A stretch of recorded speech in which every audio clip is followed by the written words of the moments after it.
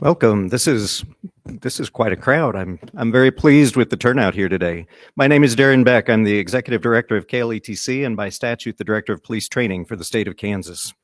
I'm joined on stage today by Kris Kobach, the Attorney General for the state of Kansas, Jerry Moran, United States Senator from the District of Kansas, Stephen Dettelbach, the Director of the Bureau of Alcohol, Tobacco, and Firearms, Karhlton Moore, the Director of the Bureau of Justice Assistance, and Troy Livingston, the Director of the Center for Public Safety Leadership. Each of these people will be introduced more formally later. And I'm joined in the audience by so many people, so many distinguished people that I can't begin to name everybody, but thank you all for being here today. It's altogether fitting and proper, I think, that we have so many leaders in this audience right now when we're announcing the establishment of the Center for Public Safety Leadership. I can't go without noting that unusual event. So it probably goes without saying to everybody in this audience that we're in a period of change for law enforcement, and the CPSL is the latest in KLETC's attempt to meet the needs of Kansas law enforcement. So we started with a change in basic training, and I noticed that many basic training students are here today who didn't have the opportunity to go through the basic training before, but have the opportunity to go through the new and improved basic training. We changed the curriculum. We've changed the curriculum over the past 5 years to better address the needs of Kansas law enforcement. We've changed teaching methodologies. We're much more hands-on. We're much more interactive with students. We don't do death by PowerPoint so much anymore. We just every once in a while we still have to do PowerPoint, but we've started emphasizing what law enforcement needs to know, and that's critical thinking and problem solving. So we've also changed our philosophy. We've changed our philosophy of training at KLETC, and we've changed it to emphasize the fact that basic training is not enough. You need law enforcement training. You need to be supported from the time you enter the profession until the time you leave the profession. One of the things that we're doing right now to better emphasize that is PAT. It's the Post-Academy Training School for law enforcement officers earlier in their career. So to reinforce what you're learning in basic training after you've had some time out on the street. We also are doing much more in the way of investigations and training for specialized training in the way of investigations training. Any type of specialized unit, you're going to start seeing more certificate programs coming out in that area. And I'm very proud of the staff. I'm very proud of my staff here at KLETC. We've been invited to speak at the International Association of Directors of Law Enforcement Standards and Training. I had to work on that. I had to practice that. To their international conference to come in and talk about the Kansas model for training. We truly are cutting edge. I say in some areas we're ahead of cutting edge. And we've been asked to talk about what that Kansas model looks like. And one of the things that is a critical element to that Kansas model is supporting every step of the way, to include when law enforcement officers reach the point of leadership. And that's what the CPSL is all about, and that's why we're here today, is to talk about supporting those officers who are willing to step up to the challenge of leadership. Very pleased today to be joined by such an impressive group of people here on the stage with me. And I'd like to start by introducing our first speaker today, and that is Attorney General Kris Kobach. Kris Kobach took office as the 45th Kansas Attorney General on January 9th, just this year, 2023. He previously served as the 31st Secretary of State of Kansas, and in 2001 worked as a White House Fellow in the George W. Bush administration. In this position, he served as the Chief Advisor on Immigration Law and Border Security to Attorney General John Ashcroft. Attorney General Kobach earned his Bachelor of Arts degree from some university. Oh, it's Harvard University. Harvard University, earned a doctorate from Oxford, and his law degree from Yale University. Now, I understand none of those are the University of Kansas, but we will make an exception for him in this case, that those are adequate schools. Attorney General Kobach and his wife Heather have 5 daughters, 2 of whom are joining us today, and live on a small farm near Lecompton, Kansas. Attorney General Kobach, could you join me at the podium? Thank you. Thank you. It is an honor to be here, and this is my first visit as the newly sworn in Attorney General. We're only on the, I guess, 2 months into the job right now. And it's also an honor to be here on the 55th anniversary of the creation of the KLETC. It was in the 1968 legislative session that it was created and moved, actually, I guess fairly, not this building didn't exist, but fairly directly to this location, and has been in Yoder ever since. So it's great to be here at this time. Many of you guys already know this, but there are 371 law enforcement agencies in Kansas that are served by the KLETC, approximately 7,500 officers, give or take, and the vast majority of those officers were trained here. So it's great to be really at the hub of Kansas law enforcement, and I'm just so pleased and so proud of this organization and this center. And just on the drive over, we were talking about how we need to get the Attorney General's office more integrated and more frequently visiting here.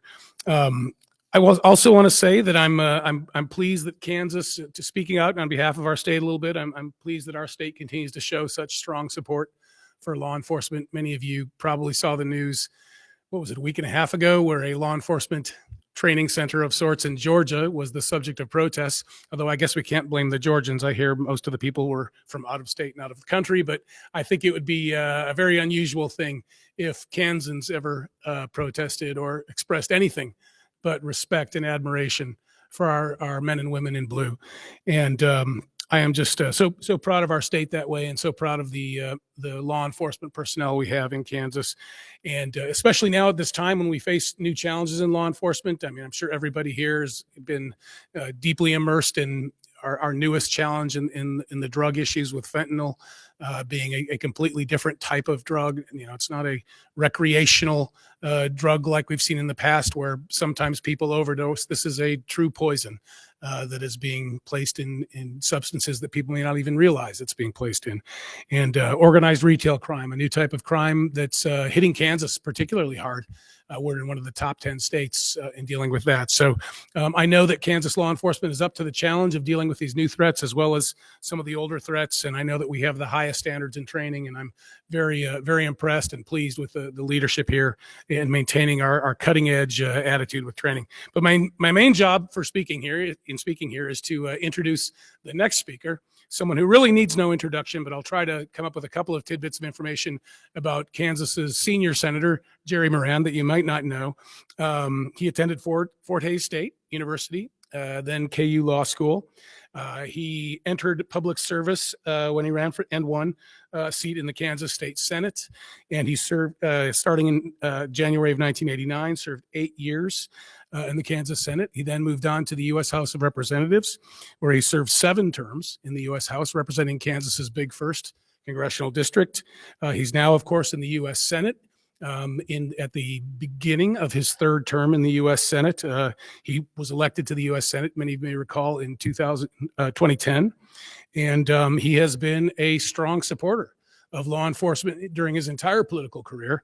And most recently, of course, he serves on as a member of the Senate Appropriations Committee and as the lead Republican on the Appropriations Subcommittee on Commerce, Justice, and Science, which really puts him at the center of so many funding decisions and decisions about appropriating money to assist law enforcement, not just in Kansas, but throughout the country. And so Senator Moran is more than just Kansas's senior senator. He is a senator who has true expertise in this area, and it is my great pleasure to introduce Senator Jerry Moran.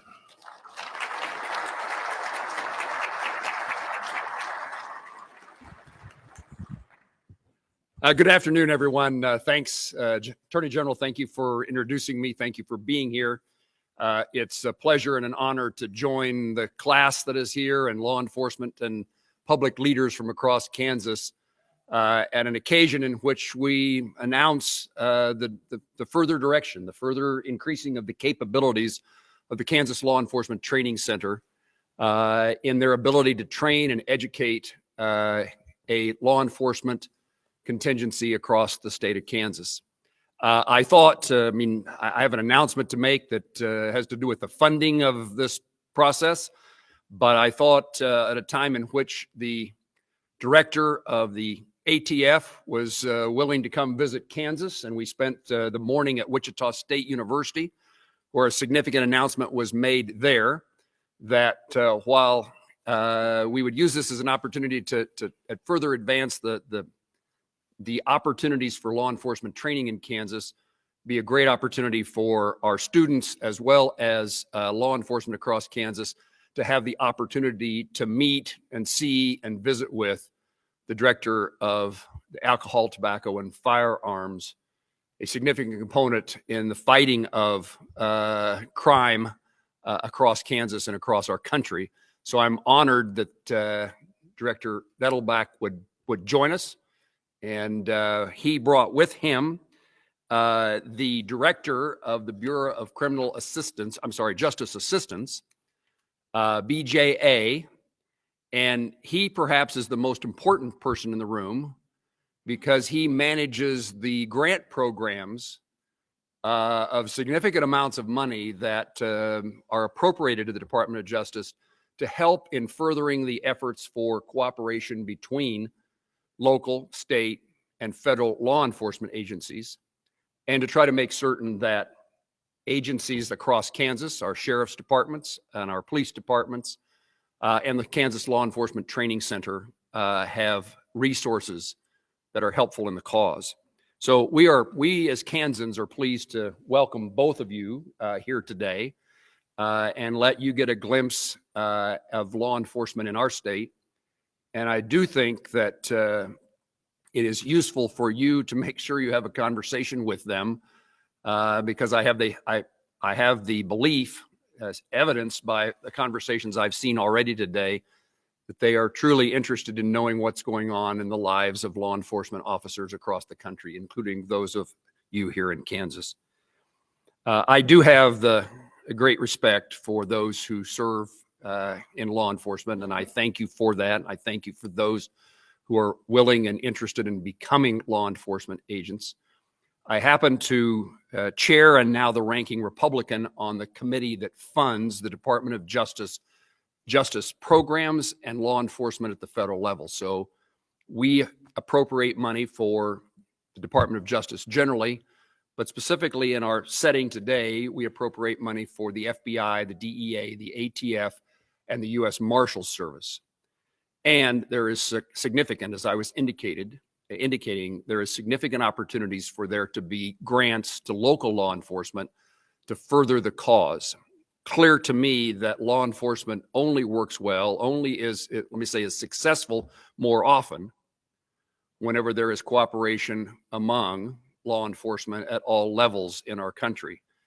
And today we are here to announce, in furtherance of that effort, that cooperation, federal dollars coming to the Kansas Law Enforcement Training Center to announce $2 million coming to KLETC for purposes of the public safety leadership aspect, with a particular emphasis on training and education of rural law enforcement officers. I'm from a town called Plainville, population about now 1,900. I certainly know and have known my police officers and police chief, and I know my county sheriff and rooks my whole life. Whoever it is, we know each other. I like the song. There's a country western song which talks about I have friends in high places. Talk about I know the sheriff. He just flashes his lights when he sees me speeding and I slow down. And it's that kind of relationship that I appreciate about rural communities in Kansas, in which we are all part of the same community and almost always trying to accomplish the same goals. And today, knowing about how difficult it might be and is for rural departments to seek grants and to be successful in obtaining a grant, we are glad to have the money coming to this organization, to KLETC, for purposes of helping those rural departments across Kansas. I've had lots of conversations with county sheriffs and police chiefs in which they remind me that if they have somebody who has to fill out the paperwork to get a grant, they're taking somebody off the street or off the county road to do that work. And we've worked in a very bipartisan way. Jean Shaheen, who is a senator from New Hampshire, a Democratic senator from New Hampshire, now chairs the subcommittee that does the funding I just described, when the Republicans had the majority, I was the chair and she was the ranking member. And we flipped positions as a result of the elections a couple of years ago. And the good news is, from a law enforcement perspective, that our work is hard to differentiate when it comes to law enforcement, the difference whether or not a Republican is the chairman of the committee or a Democrat is chairman of the committee. We are working together. And I think particularly as a governor, Senator Shaheen understands the value and importance of law enforcement at the state and local level. So we've been successful in increasing the amount of money that the Bureau of Justice Assistance has. I think this is true. You'll probably correct me if I'm wrong. There's not enough money, but I think there's been more money. We've been working to try to make certain the resources are increased, not decreased, at a time in which there was some thought about defunding the police. Senator Shaheen and I reached the conclusion we ought to be increasing the funding for training and education and improving the quality and safety of the officers and the citizens that they serve. And so today, again, I would say we announced a $2 million grant coming to the Kansas Law Enforcement Training Center, and you will hear more about its use today. In addition to that, this today, because ATF and BGA are with me in Kansas, we were at Wichita State University this morning. Incidentally, I'm a Jayhawk, as you heard in the introduction. That was the worst ball game I've ever seen the University of Kansas play, at least any game I've seen in person.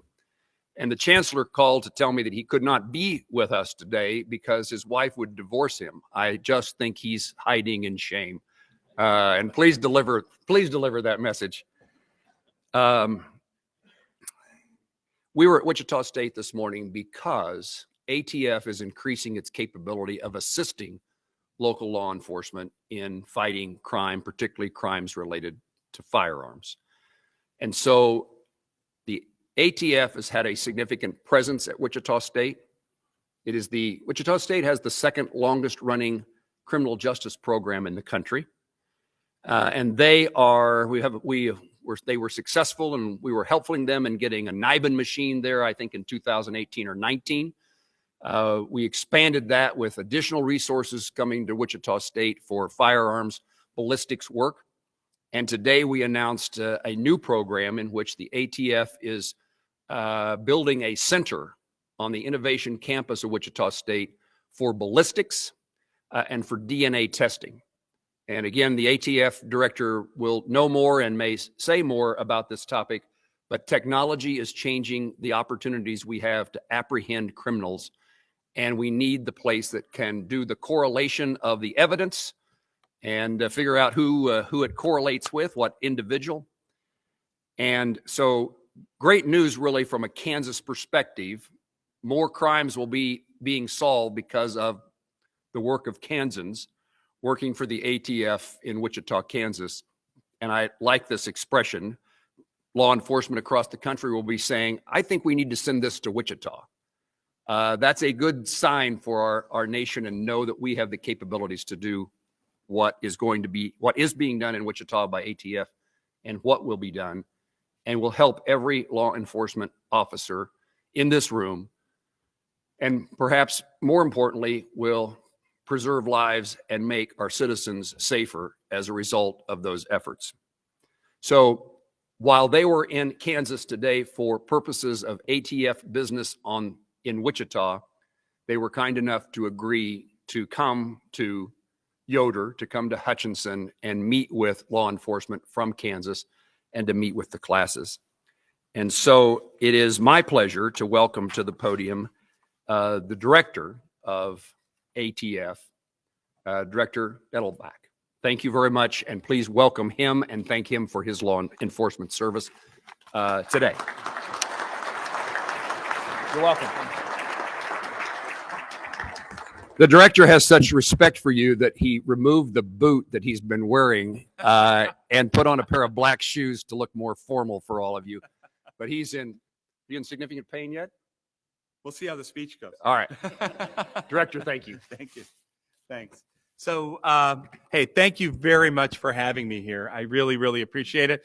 Just to follow on that note about the game, though, right? So one of the things I think I know about this game is Coach wasn't there, right? So what does that tell you? It tells you leadership matters, right? And that's really the way I want to start out, is by thanking you, Senator, thanking the people who are here from your state. I don't think it's possible to overstate how incredible you are as leaders in the fight against crime. A lot of people right now in our country are talking about fighting violent crime, right? These are people, and Senator is, I have met him and know him, and I just met your Attorney General for the first time. These are people who are doing something, right, to try and support the men and women who are fighting violent crime. I also wanted to ask a question just about here. I think from my principles of detection, looking at the way you're dressed, we have a lot of people who are here actually as in the classes, right? Raise your hand if you're in one of the classes here. All right. So I want to start by thanking you.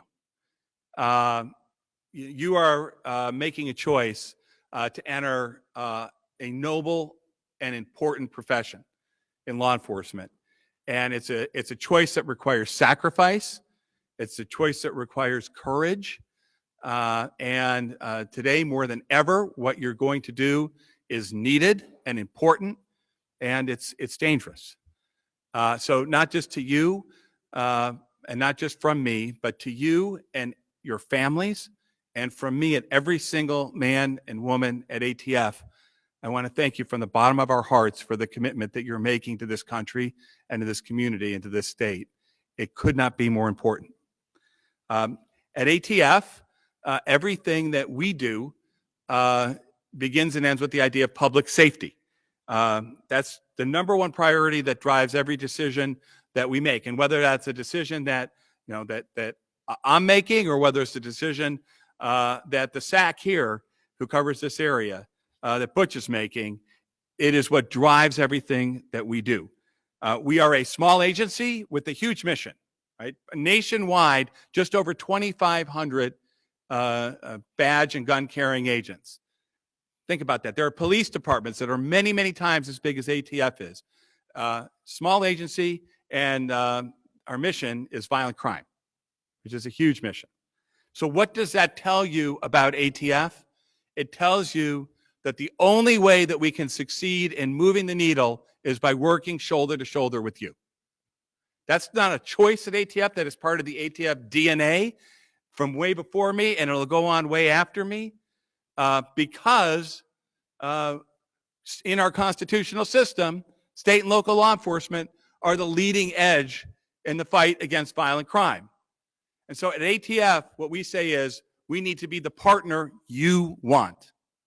And the reason I say the partner you want is because, unlike a lot of other problems in this country, violent crime looks totally different in different places across this country. The violent crime problem in Brooklyn, and the violent crime problem in Chicago, and the violent crime problem in Wichita and Idaho, and on the southern border look totally different, right? So we have to take our cues from you, our partners, as to what you need from us. But that partnership, that working together, is the only and most important weapon in the final analysis that everything else hinges on. So, so there are, though, things that we can bring to the equation to try and plus up the abilities of state and local law enforcement to stop dangerous people, to stop shooters and trigger pullers, because that is one of the things that we focus on a lot at ATF. And one of the things that we bring to that equation to help state and local law enforcement is something called crime gun intelligence. Crime gun intelligence is just a term that describes the basic idea that right now we can do more than ever when there's a crime gun, a gun that's associated with the crime, to get evidence from the outside of the gun, the inside of the gun, what comes out the front end of the gun, and what gets ejected out of the back. Right? Every part of that, now we can do more than we ever could before to try and track down shooters before they shoot again. Because the idea, and all the evidence has shown this, is that the people who are willing to be trigger pullers, the shooters in Kansas, almost everywhere, are a much smaller group of people than the other criminals, and they will do it again. They're highly likely to do it again. So what we try to do is get the information out there that will enable the homicide detectives, the cops everywhere, the state investigators to break the shooting cycle, to catch that bad guy before he shoots again and hurts somebody again.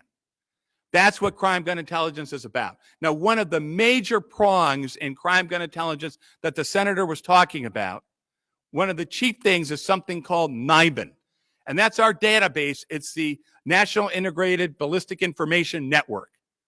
Right? But basically what it is we keep a database of all the crime gun cartridge casings that we can, whether you recover them at the scene or whether you recover the firearm and we do a test shoot.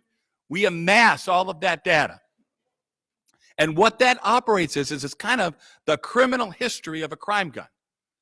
So if you get a shell casing, if you get a cartridge casing from a scene, you submit it. Within 48 hours, ATF will get back to you, and sometimes way quicker, a correlation to see, has that same weapon been used as a shooting before? And whether that's a shooting of a person down the street or whether it's some chucklehead shooting at a stop sign 3 counties away that happens to have a license plate reader or a red light camera there, we get you that information so that you can then take it, operationalize it, do your jobs, and catch the shooter. Now, the problem is NIBIN works really well. Why is that a problem? It's not a problem. It's only a problem because a lot of people in local law enforcement and state law enforcement are using it. So we need to plus up our resources to make sure we can do that turnaround, to make that operational intelligence available to all of you out there. So what are we doing? All of that's going to come through Wichita. So the future of this investigation ability, the future of crime gun intelligence, the future of NIBIN is a path straight through Wichita, Kansas. And that's not all. The senator also talked about DNA. The next big thing in shooting crime and resolving murders and shootings and homicides, everything, is going to be our increased ability to get touch DNA off of firearms and also even off of expended cartridge casings. And this is something that's really exciting and new, but the hit rate has gone up immensely just in the last few years, so that now we can get matchable DNA off of expended cartridge casings in about half the cases we submit. Think about that. Just a couple years ago, it's 1 or 2%. It makes sense, right? Because when somebody loads up their magazine, right, their fingers are all over the ammunition. So we can do that now. But boy, we need to build up capacity. And guess where we're building up the capacity?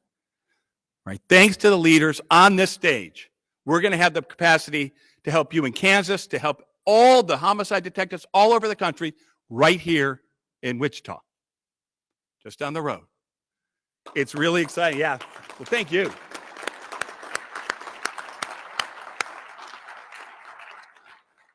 It's really important, and that's what leadership looks like. And it's coming right here.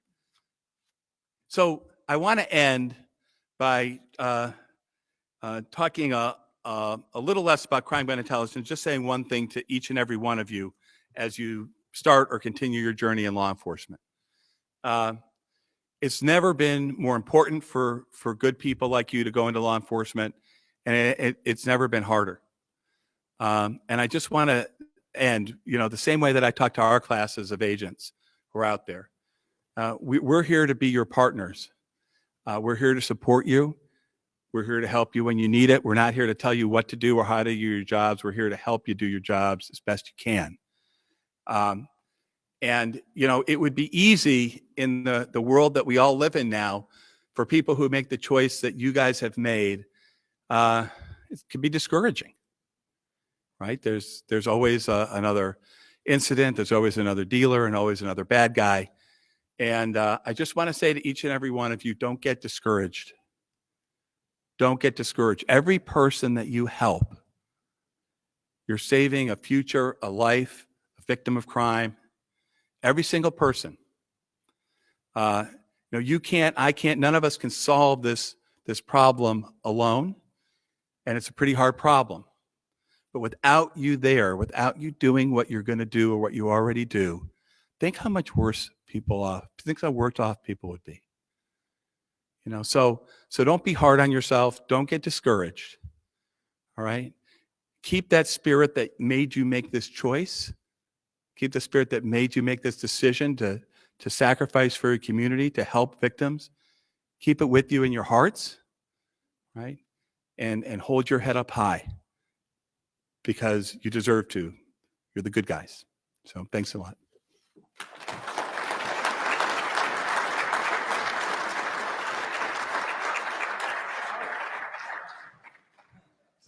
So they put me in between the senior senator on the appropriations committee and the grant maker. So I'm not kidding myself that my remarks were more important. So now I get to introduce a good friend of mine, Karhlton Moore. Karhlton Moore has been a leader supporting law enforcement from my days back in Ohio, as the head of the grant making organization for Governor DeWine there, and we were lucky to be able to steal him away to the U.S. Department of Justice to help law enforcement all over the country. He really gets what police do, what the job is, and we're very lucky to have him in that position, trying to help financially support the people that you all work with. So thank you very much, and I introduce Karhlton Moore.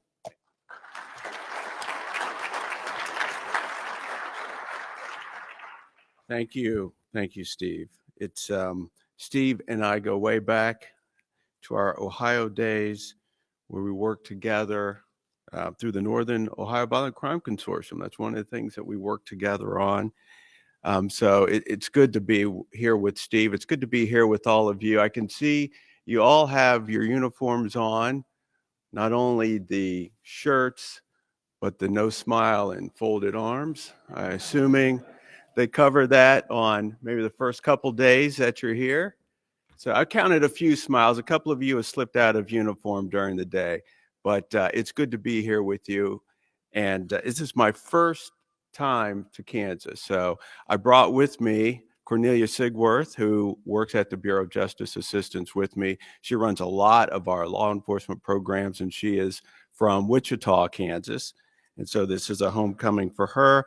Thank you so much to the Attorney General, to the Senator. This is my first time really getting an opportunity to spend time with the Senator. I've enjoyed it immensely, and it's probably a good thing because he controls a significant portion of our budget that we enjoy our time together. And of course, I already mentioned how good it is to be here with Steve. So let me start by does anyone know what BJA is, who BJA, what BJA? Okay, so there's one lady shaking her head. There's a couple guys over here. There's a few people who even uncross their arms and go like this, nah, I have no idea what you guys do. So let me just tell you a little bit about BJA and what we do. So we are part of the Department of Justice, and we are responsible really for three things. We were created in 1984 to do three things: to reform the criminal justice system, to create safer communities, and to reduce violent crime. And so those are the things that we were created to do. And all the programs that we do are focused on meeting those three important goals. And we try to meet those goals by doing three things. We make investments, and the Senator's right. The number of investments we've made have gone up. But even if he was wrong, I would say the Senator is right. The number of investments we've made have gone up. But he is right. And I can tell you they've gone up pretty dramatically. I think if you go back to 2017, we did $1.1 billion worth of business. And now here we are in 2023. And just last year, if you count directed spending, we did 59 different grant programs and made investments of $2.7 billion all across the country and right here in Kansas. The other way that we do that is through training and technical assistance. And you all are going to be involved in some of that knowledge transfer, because there's important information that has been gathered. There are practices that people have learned, and we don't have to reinvent the wheel. We need to take those practices and spread them throughout the country. You know, when I was in Ohio, I always felt this way about criminal justice. There is a connected few who they get all of the grants. They know a lot of the information. They know people by name. They've read the latest study. They've done all these things. But there's a whole host of other people out there who deserve the best that criminal justice has to offer. And the type of criminal justice services you get in your community should not be dependent upon what your zip code is, how close you are to a major university, what your tax base looks like in your particular community. It shouldn't be dependent upon those things. And that's why when I was in Ohio, we created something called the Ohio Consortium of Crime Science. And the entire purpose of that was to provide free training and technical assistance to communities all throughout the state. And so that's one of the things that we try to do here at BJA, is to take the knowledge and experience that have been gathered from decades and from across the country and make sure those things are spread throughout the country. And the main way that we're able to do that is through the third thing that we do, and that is my favorite thing that we do, and that's engagement. I know this is going to come as a shock to everyone in this room, but not every good idea resides in Washington, D.C. There's an awful lot to learn from all across the country, and we have learned. You know, a lot of the investments that we make in CJIC, we learned that from a program in Denver. And this goes on and on and on. Focused deterrence, it started as a small program in Boston. And so people have taken these lessons and shared them with the world. And, you know, for the most part, over the course of the last 20 years, actually 30 years, you go back and look at the homicide rate. Go back and look at the homicide rate in 1990, 1991. It was like 9.9 per 100,000 people. Today, it's like 6.4, 6.5, something like that. So the numbers have gone down. And the numbers have traditionally gone down over the course of the last 30 years. And the reason for that is because of the work of people like you and the development of these best practices. But the reason why we're here today, as the senator said, is to announce this funding. So it's $2 million worth of funding, and it's focused on leadership. Who thinks leadership is important? All right. I mean, you guys don't have to raise your hand. You have to think that, right? Right? We all know it's important. Leadership is important. And in policing, it is so incredibly important. Probably leadership in policing is the single most important leadership post in the country. You're talking about issues of life and death. For most people, the engagement they are most likely to have with their government is a police officer. And I don't mean negative engagements. It could be Friday night at a basketball game with the officer working special duty.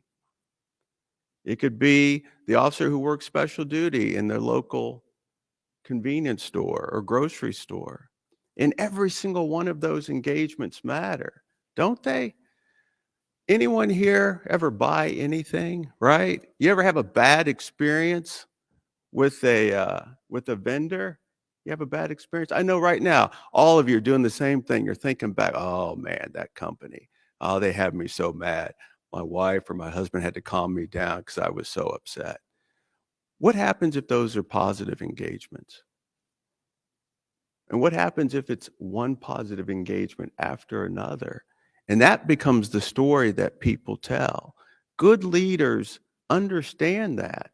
They understand that issues of wellness for your organization, culture, recruitment and retention, all of these issues, building community trust, crime fighting, these issues are dependent upon leadership. You know, there's a story, I'll just tell you this real quickly, about a time God came down to earth and he was looking for leaders. Anyone remember this? Well, he came down, but he was looking for a specific type of leader. You had to be two things. You had to be a male, and you had to be male, and you had to be the head of your household. So that was what he was looking for. And so he split the earth in two. And he said, I want all the males who are leaders and heads of their household to go over here, and everyone else go over here. And then he got done and no one moved over here. And he said it again. I want every male who is a leader and head of the household to go over here. And then finally, one lone man moved over here. Now, God, you can imagine, was very disappointed, but he was proud of this one guy. So he looked at this guy and he said to him, please explain to your brothers, have you been able to be a leader and the head of your household? And the man looked at God and he said, my wife told me to stand over here. So leadership, good leadership, can be challenging and it can be hard to find. But we're so happy to be able to fund this leadership opportunity. And I'm also glad that everyone said KLETC, because when I was looking at this in my notes, I didn't know if it was an acronym, and I was like, KLETC? I don't know. But we're happy to be able to fund this. And I want to echo really Steve's comments about the importance of the work that you do. And I think we all know that it is a tough time in policing. And the world has gotten awfully small. You know, I had never even heard of Ferguson, Missouri years ago, only to find out that what happens in one small corner of the country impacts what happens in the rest. And that is why we all have a vested interest in ensuring that every policing agency across the country has the best possible leadership that it can find. Because we are all in this together. Whether we like it or not, whether we accept it or not, it is the reality. And so to all of you who have made the courageous decision to dedicate your professional lives to helping and taking care of all of the rest of us, let me say thank you. It is deeply appreciated. It is more appreciated now than perhaps at any time in our nation's history. And I want you to know that we see you. We see the good work you do. We see and understand the sacrifices you make. And I think investments like this, like the one that we're making and the one that you all will bring to life, will help tell the story, the real story of law enforcement here in Kansas and all across the country. Thank you very much.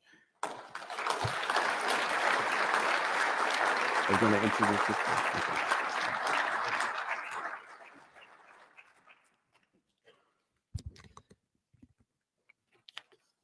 So, Karhlton, I couldn't help but notice your comments about money coming to those people who know the names of those who are giving out money, Karhlton. And I just want you to know how much we appreciate, Karhlton, you being here today. And I'm Darin, talking to us about everything that you're doing. Seriously, thank you all very much for investing in KLETC in Kansas.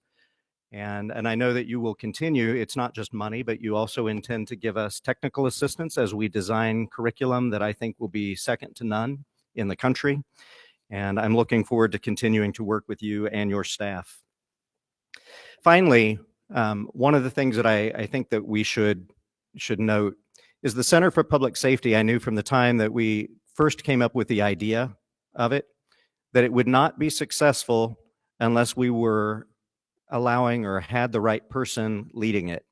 And that person was going to have to be a special person with unique talents. It is oriented towards rural areas, but also required somebody with amazing leadership ability in and of himself or herself. And we were lucky that we were able to find Troy Livingston to lead the Center for Public Safety Leadership and to develop this. And I want to thank you, Troy, for your willingness to take on this challenge. If we could.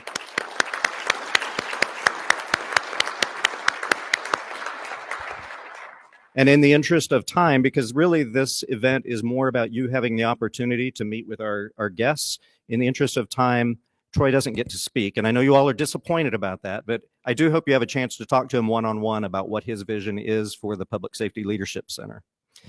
I also would like to thank our colleagues from the University of Kansas who are here representing the Chancellor, Julie Murray, who is the Chief of Staff for the university and Associate Vice Chancellor for Strategic Initiatives, and Carla Leeper, who is our brand new Vice Chancellor for Strategic Communications and Public Affairs, again, representing the Chancellor and his support for the center. I'd like to invite everybody to remain after we're finished speaking, which will be very soon.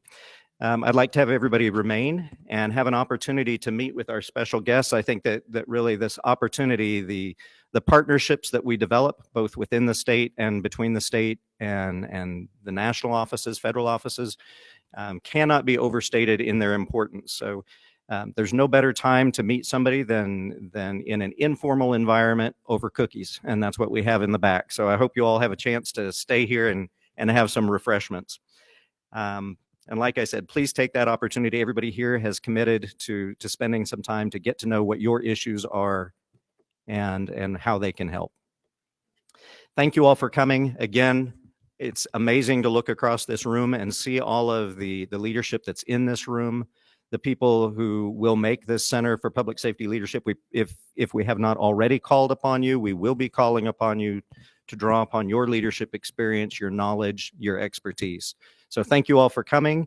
Students, thank you for coming, although I know you were, well, maybe less voluntary than others, but I know that it would have been a thrill to me early in my career. I mean, it's taken me 25 years to get to meet the director of ATF and BJA. So here's your opportunity within your first few months of being a law enforcement officer to meet some of the most important people in law enforcement, as well as your Attorney General.